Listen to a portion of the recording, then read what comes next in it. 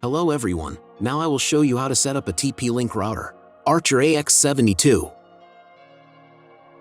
And before we start, I want to say that if my video will help you, please support my work. Every donation will help rebuild my home, which was destroyed by Russian invaders. Half of all donations I will send to animal shelters and funds which support Ukrainian war victims. All details are in the description down below. The first thing you need to do is turn on the router. Take the power adapter. Plug one end into an outlet and the other into the router.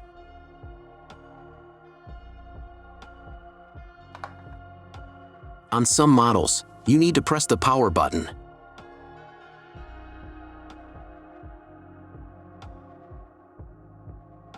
When the router turns on, the indicator will light up.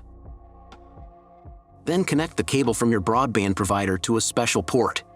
This port is usually signed as WAN or Internet, and usually it has a different color. Each cable should be inserted until it clicks. Next, insert one end of the Ethernet cable that comes with the router into one of the LAN ports.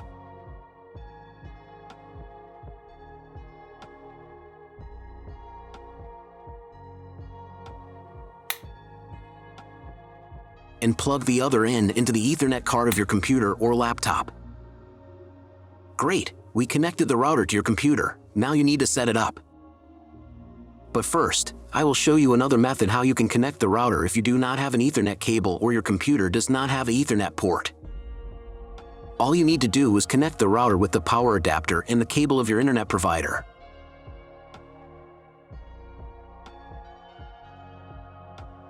When you do this, your router will immediately distribute Wi-Fi, but the internet will not be available. If the router is new and has never been configured, the Wi-Fi network will be with the name of your router.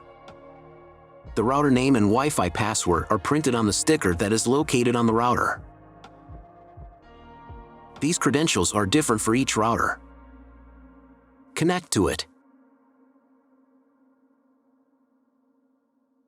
Great, you have connected to the router. Now let's proceed to its configuration.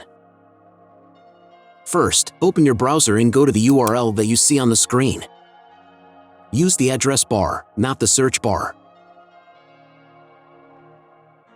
If the link doesn't open, or you see a page with a password that you don't know, it means that your router has already been configured, and you need to reset it to factory settings. Press the special reset button on the router for 5 to 10 seconds. The indicators on the router will blink. Usually this button is inside the router case to prevent it from being accidentally pressed. In this case, press it with a thin object. The router will reboot and the settings will be reset to factory defaults.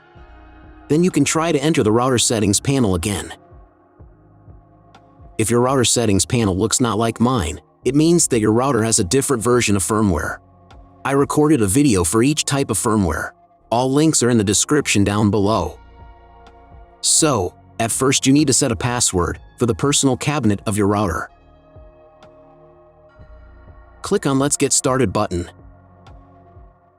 I should also warn you that depending on the firmware version, you may not have some setup steps or they will be in the wrong order.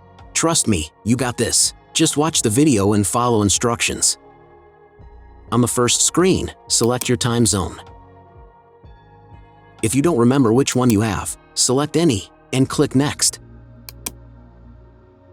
On the next page, select the type of internet connection. Usually it is specified in the contract with your broadband provider. If you don't know, you can try to click on the Auto Detect button. The router will try to identify what type you have. If it has failed, select Dynamic IP and click Next.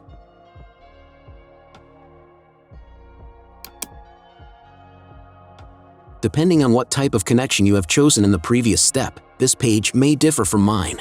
If you have selected Dynamic IP, then choose one of the options on this page.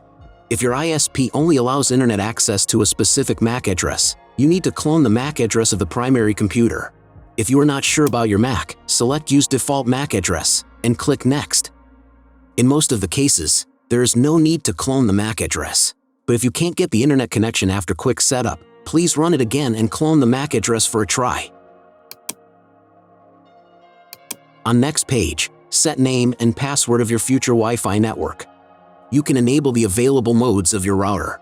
There will be one or more modes available.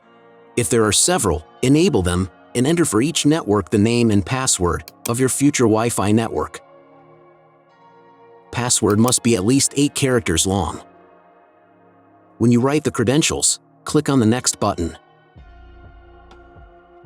On this page, you can configure TP-Link Cloud Service. Do not touch anything here, just click Skip button. On the next page, you will see all the information that you specified earlier. Just confirm the settings by pressing Next button. Wait until the router tries to connect to the internet by itself. If it's failed, check again whether you have connected all the cables correctly. Click Skip, then try to reboot your router. But if it's not failed, then check whether the internet is available. Just Google something. If there is no internet, then try to reboot your router. For this, go to Advanced. Next, select System. Select Reboot menu item and click on the Reboot button.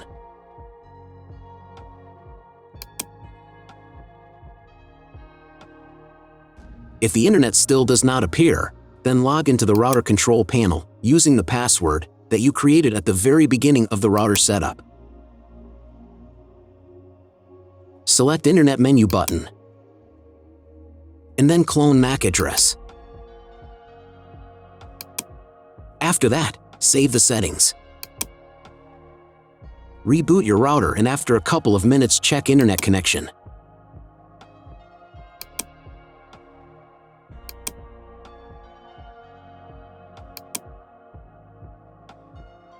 If internet still doesn't appear, contact your internet service provider. He will tell you what type of connection you have and what other settings you need to do. That's all. If my video helped you, please support my work. Every donation will help rebuild my home, which was destroyed by Russian invaders. Half of all donations I will send to animal shelters and funds which support Ukrainian war victims. All details are in the description down below.